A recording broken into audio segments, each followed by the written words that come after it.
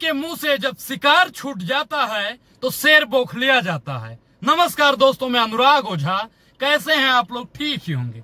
2024 जितना ही निकट आ रहा है, प्रधानमंत्री जी के पसीने उतने ही तेज छूट रहे हैं। दल तो 38 है, लेकिन 38 दल के पास कितने दल हैं, इस साहब को न पता है, न देश की जनता को पता है। साहब के पास में जो 38 दल है ना, उसमें से 24 दल के पास ना कोई विधायक है, ना कोई पार्षद है, ना ही कोई सांसद है। भीड़ लगा लिया है। वो एक कहावत है ना, हमने कई बार बोला है कि भीड़ भेड़ों की होती है। प्रधानमंत्री जी कहा करते थे, एक अकेला सब पे भारी। अगर एक अकेला सब पे भारी होता तो 38 की जरूरत न पड़ती। 56 इंच वाले सुल्तान की छाती 38 इंच में जब सिकुड़ जाए तो समझ जाओ कि सुल्तान डरा हुआ है।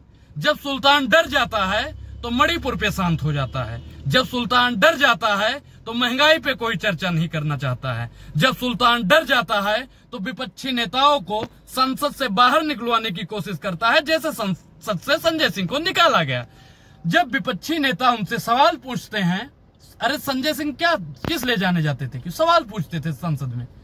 अगर प्रधानमंत्री जी से कोई सवाल पूछता है, विधायकों से कोई सवाल पूछता है, पार्षदों से कोई सवाल पूछता है, तो भारतीय जनता पार्टी के समर्थकों को, नेताओं को मिर्ची लगने लगती है। अब एक चीज बताइए कि जब वोट दिया था, आपको विधायक बना दिया, पार्षद बना दिया, जिला पंचायत बना दिया, प्रधान बना दिया, तब आप लोग कह रहे थे कि हमको भैया जी वोट दीजिएगा, हम आपके लिए काम करेंगे। अब आज आप काम नहीं कर रहे हो तो हम आपसे सवाल पूछ रहे हैं साहब। और आपके जो दंगाई लोग हैं वो कहते हैं कि शांत रहिए नहीं तो मार देंगे। ये बेईमानी है। प्रधानमंत्री जी को भी अब शर्म आनी चाहिए। प्रधानमंत्री जी को अब शर्म इस बात की आनी चाहिए कि अपने कार्यकर्ताओं को उन्होंने खुली छूट दे दी है। वो चाहे सांसद हो या सड़क पे चलने वाला कोई उनका समर्थक हो, उनको इतना छूट मिल गई है कि वो कुछ भी करें। शासन भी उनकी है, प्रशासन भी उनकी है, सब कुछ उनका है। जिसकी लाठी उसकी भैंस। वही तो प्रधानमंत्री जी 24 के इलेक्शन से इतना बौखलिया गए हैं कि उनको 24 में कुछ दिख नहीं रहा। और प्रधानमंत्री जी 24 में ना 24 सीटों में ही लिपटने वाले हैं। प्रधानमंत्री जी का सपना था, और हमारे गृह मंत्री जी जैसा के पापा है ना, वो कहा करते थे कि हमारी सरकार 2050 तक टिकने वाली है। अरे महाराज, संविधान के कौन से पेज में लिखा हुआ है कि 50 साल तक भाजपा की ही सरकार रहेगी? 5 साल का तो प्रावधान है कि प्रधानमंत्री पद 5 साल के लिए, जनता आपको चुनेगी फिर 5 साल के लिए, जनता आपको चुनेगी फिर 5 साल के लिए।